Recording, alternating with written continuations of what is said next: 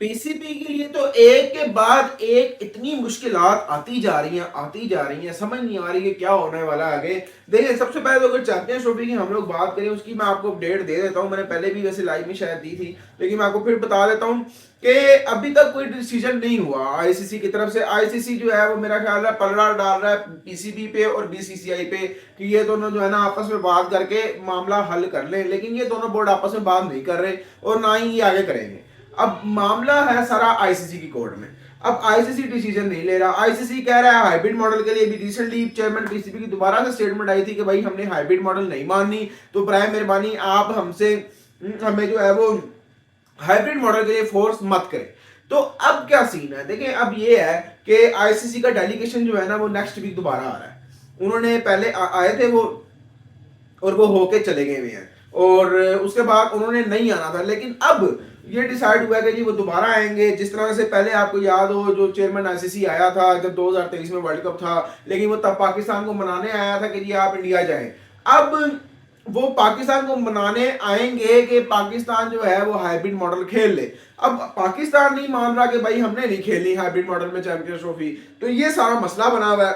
अब वो फाइनल कोई ऑफर लेकर आएंगे, वो कोई फाइनल जो है अपनी चीज लेकर आएंगे कि भाई ये हमारा प्रपोजल है फाइनल, अब आप बता दें आपने क्या करना है।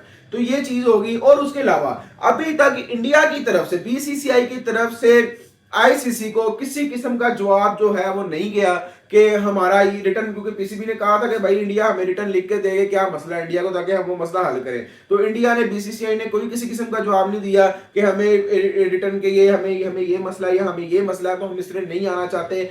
फिलहाल जो लोग तो क्या, जिस तरह के लोग जो है ना वो सवाल बना रहे हैं कि ये मसला है तो वो मसला है, देखें बीसीसीआई ने ऑफिशियली तौर पे तो कोई किसी किस्म का मसला नहीं हमें दिया, सिर्फ यही कहा है कि जी हमारी गवर्नमेंट नहीं मान रही बस, और हमने नहीं आना।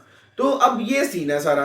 अब उसके अलावा पीएसएल की भी आगे खबर है बड़ी इंटरेस्टिंग किस्म की, वो भी मैं आपको बताऊंगा। लेकिन जो ये आईसीसी का डेलीगेशन आ रहा है, अगर पीसीबी फिर नहीं मानता तो फिर क्या होगा।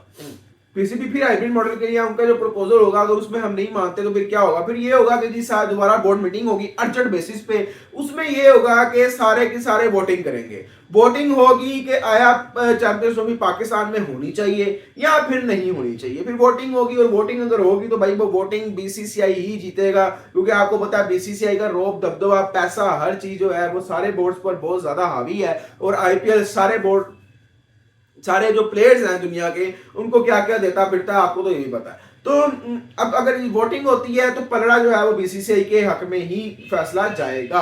अब पीएसएल की बात जहां तक करें, मैंने बहुत पहले वीडियो बनाई थी कि जी आईपीएल वर्सेस पीएसएल का क्लैश होगा नेक्स्ट वीक, क्योंकि चैंपियंस ट्रॉफी है तो उसके बाद दोनों टूर्नामेंट इकट्ठे आ रहे हैं, तो आईपीएल के बीच में पीएसएल आएगा।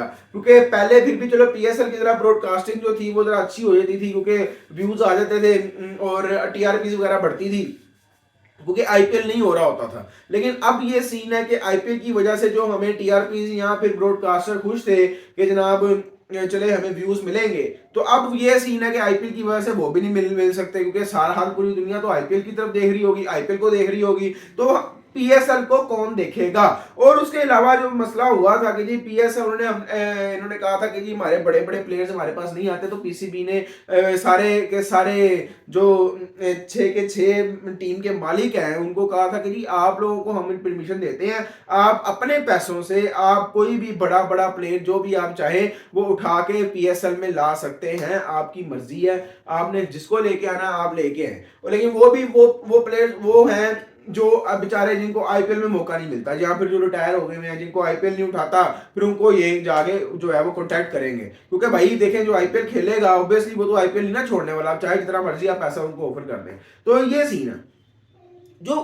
जो पीएसएल के फ्रेंचाइज के मालिक हैं सारे, जो सारे ओनर्स हैं वो टेंशन में है कि जी आईपीएल और पीएसएल का क्लैश होगा। अभी अभी मसा करके तो हमें पीएसएल से रेवेन्यू इकट्ठा होना शुरू हुआ था, अच्छा प्रॉफिट आना शुरू हुआ था। पिछले 2 से 3 साल का जो पीएसएल है ना उससे प्रॉफिट अच्छा आना शुरू हो गया, रेवेन्यू अच्छा आया। पहले तो सिर्फ खसारा जो था, लॉस था, वो ही जो है ना वो पूरा हुआ है। अब जाके जरा प्रॉफिट आना शुरू हुआ था। तो आईपीएल के साथ क्लैश है। हम आपसे चाहते हैं कि आप आईपीएल के साथ क्लैश ना करें, आप पीएसएल अपना सेपरेटली अलग करवा दें। ये हुई है बात। उन्होंने जो जनाब उन्होंने तरले मिन्नतें की हैं कि क्योंकि अगर आईपीएल के साथ पीएसएल हो गया तो भाई ऑब्वियसली पीएसएल कोई भी नहीं देखेगा और ब्रॉडकास्टर को भी नुकसान होगा, फिर तो नुकसान ही नुकसान है फिर तो, क्योंकि ऑब्वियसली आईपीएल के होते हुए कौन फिर पीएसएल की तरफ आएगा। आईपीएल दुनिया के नंबर 1 टॉप की लीग है, पीएसएल दूसरे तीसरे नंबर पर जाके आती है, लेकिन जो पिछला पीएसएल था वो तो उस तरह घटिया था कि मैं उसको 5वें 6वें नंबर पे भी ना रखूं, क्योंकि कोई मेन बड़ा प्लेयर नहीं लेके आए थे। पहले पीएसएल के 2 साल पहले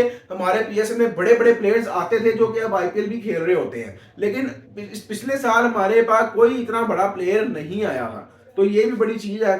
और इसमें यहाँ पे जो ओनर्स, फ्रेंचाइज ओनर्स जो हैं, उनका जो शक है और उनकी जो फिक्र, उनको टेंशन जो पड़ी हुई है वो जायज है। बाकी लेट्स सी देखते हैं क्या होता है। उम्मीद है आपको वीडियो पसंद आएगी। मिलते हैं नेक्स्ट वीडियो में।